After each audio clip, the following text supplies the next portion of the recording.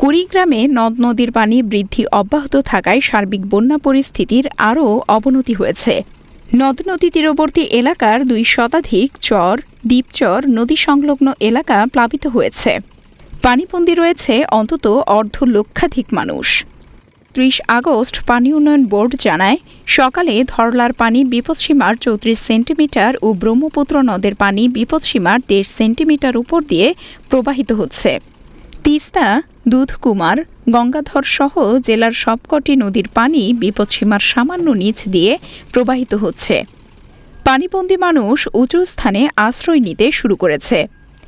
বিচ্ছিন্ন হয়ে পড়েছে চর ও দ্বীপচরের অভ্যন্তরীণ যোগাযোগ ব্যবস্থা। জেলার প্রায় ৩৪,০০০ হেক্টর জমির আমন ক্ষেত পানিতে তলিয়ে গেছে। কুড়িগ্রাম মৎস্য অফিস সূত্রে জানা যায়, এবারের বন্যায় শুধু কুড়িগ্রাম সদর উপজেলার ৩৫টি পুকুর তলিয়ে গেছে। এতে ১ লাখ টাকার ক্ষতি হয়েছে বলে জানা গেছে।